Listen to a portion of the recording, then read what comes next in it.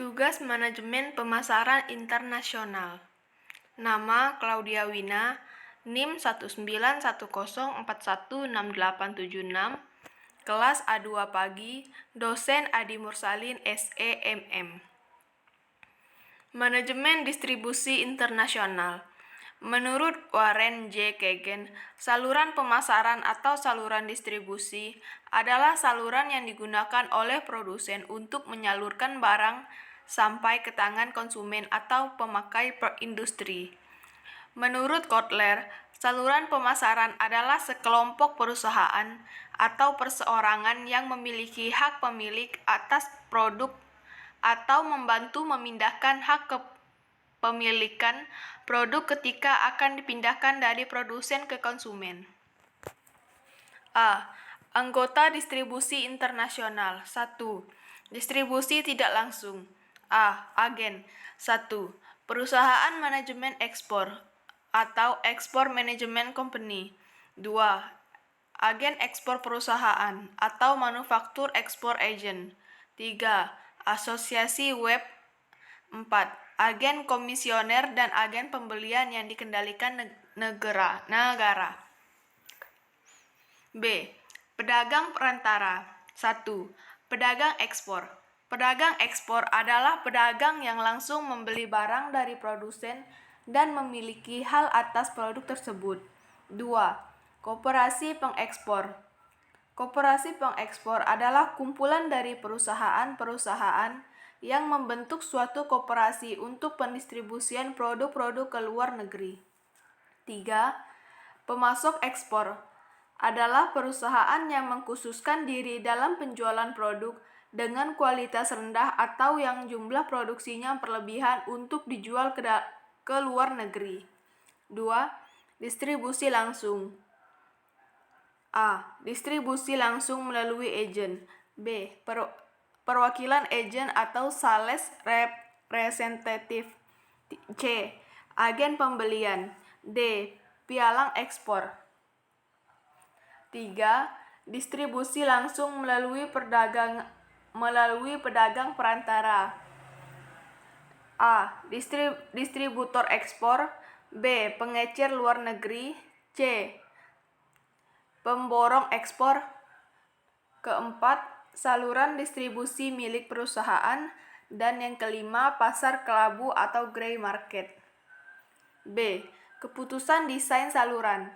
Dalam menentukan saluran pemasaran, produsen harus bisa memilih saluran apa yang ideal dan praktis.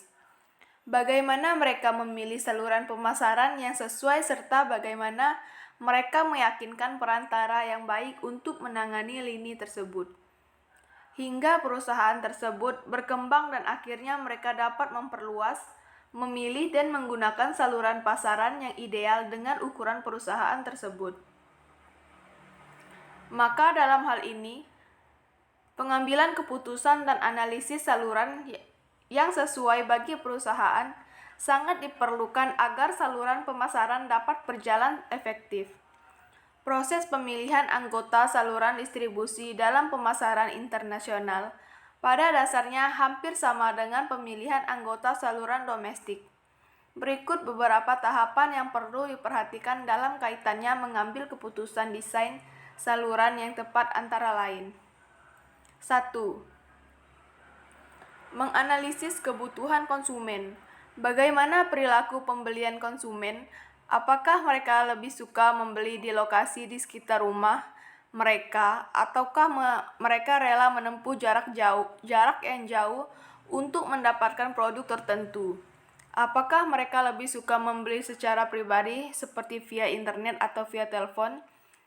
Apakah konsumen menginginkan banyak pelayanan tambahan dan lain sebagainya? Namun di sisi lain, perusahaan juga harus memperhatikan sumber daya yang dimiliki untuk keperluan kepuasan pelanggan. Dengan banyaknya layanan yang diberikan, tentunya biaya yang diperlukan perusahaan dan anggota saluran akan meningkat sehingga berakibat pada harga barang akan lebih tinggi bagi konsumen.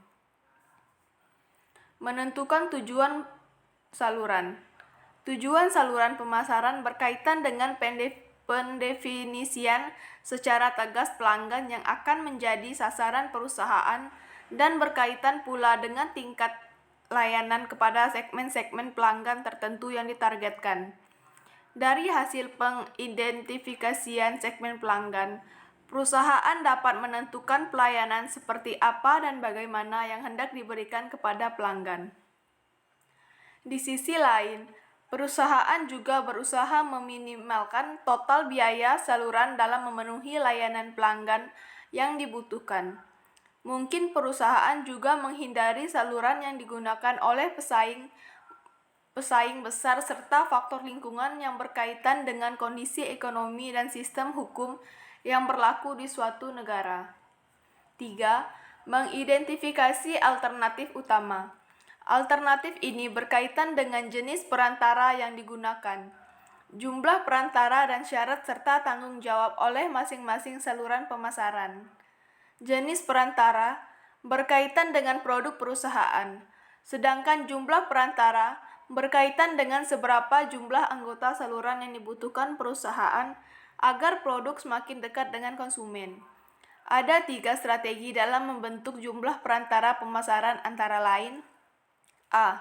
Distribusi intensif adalah strategi yang dilakukan anggota pemasaran dengan cara menyimpan sebanyak mungkin stok produk di toko dengan maksud produk tersebut harus tersedia dimanapun dan kapanpun konsumen menginginkan, misalnya rokok, air mineral, permen, dan lain-lain.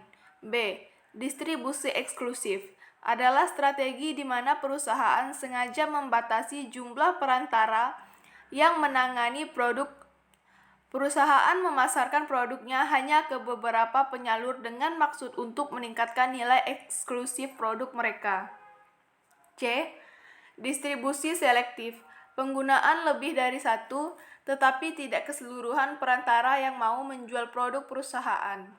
Distribusi selektif ini berada di antara distribusi eksklusif dan intensif.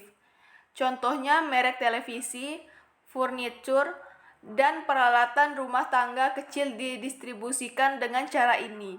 Variasi karakteristik produk juga memberi pengaruh terhadap pemilihan saluran. 4. Mengevaluasi alternatif utama. Tahap berikutnya adalah mengevaluasi alternatif dari hasil identifikasi berdasarkan kriteria ekonomi, kendali, dan cakupan. Kriteria ekonomi berkaitan dengan bagaimana perusahaan bisa menganalisis perkiraan penjualan, biaya, dan profitabilitas dari alternatif yang berbeda. Sementara saluran adaptif berkaitan dengan komitmen dengan saluran perusahaan. Saluran pemasar menginginkan komitmen jangka panjang dengan perusahaan, sedangkan perusahaan menginginkan situasi yang lebih fleksibel sehingga mereka dapat menyesuaikan diri dengan perubahan lingkungan. Dalam hal ini, anggota saluran yang memiliki komitmen jangka panjang dengan perusahaan harus unggul dalam sisi ekonomi dan kendali. Dalam pengevaluasian alternatif, harus dicapai keseimbangan antara kriteria ekonomi, rentang kendali, dan cakupan. Tidak mungkin dilakukan salah satu faktor yang dapat dipertimbangkan secara terpisah. 5. Pemilihan anggota saluran. Ada 3 kriteria yang dapat digunakan untuk menentukan anggota saluran pemasaran internasional antara lain. A. Kekuatan keuangan. Perusahaan membutuhkan tenggang waktu yang cukup lama untuk mencapai tahap kedewasaan dalam pemasaran internasional. Perusahaan harus memiliki basis keuangan yang kuat serta kekuatan, kemauan, dan kesiapan menghadapi resiko yang mungkin muncul. Biasanya kekuatan keuangan ditunjukkan oleh besarnya kapasitas kredit yang diberikan dan posisi harus kas. B. Jaringan dan hubungan yang baik. Di berbagai negara, kegiatan bisnis dijalankan berdasarkan hubungan pribadi. Dalam pemilihan anggota saluran pemasaran internasional, sangat penting memiliki citra dan hubungan yang baik dengan lingkaran pemerintah dan lingkaran bisnis di negara tersebut. C. Komitmen dengan bisnis lain. Perusahaan harus mengumpulkan informasi mengenai anggota saluran pemasaran internasional tentang komitmen anggota pemasaran dengan bisnis lain. Kinerja anggota saluran dapat diperoleh dari perusahaan-perusahaan yang telah atau pernah bekerja sama dengan mereka. 6. Pengendalian anggota saluran. Hilangnya kendali atas produk dalam proses pendistribusian kepada anggota saluran pemasaran mungkin sudah menjadi konsekuensi dari produsen walaupun dalam domestik sebagian kendali diberikan ke anggota salurannya. Anggota saluranlah yang menjadi satu-satunya jalan untuk dapat menyelesaikan seluruh terkait dengan penjualan, pelayanan, penyediaan informasi. Kemampuan produsen sangat beragam dalam mengelola distributor. Hal ini terkait dengan kekuatan saluran atau channel power, yaitu kemampuan untuk mengubah perilaku anggota saluran. Jenis-jenis channel power itu antara lain: A. Kekuatan koersif. Kekuatan koersif berupa ancaman dari produsen untuk menarik sumber daya atau menghentikan hubungan kerjasama dengan anggota saluran, tetapi dalam penerapannya sering menghasilkan konflik. B. Kekuatan penghargaan. Kekuatan penghargaan berupa penawaran ekstra dari produsen kepada konsumen sebagai wujud penghargaan atas keberhasilan melaksanakan fungsi tersebut. C. Kekuatan resmi. Kekuatan resmi ini berupa kontrak yang dibuat produsen untuk anggota saluran bahwa produsen adalah pemimpin yang resmi. D. Kekuatan acuan.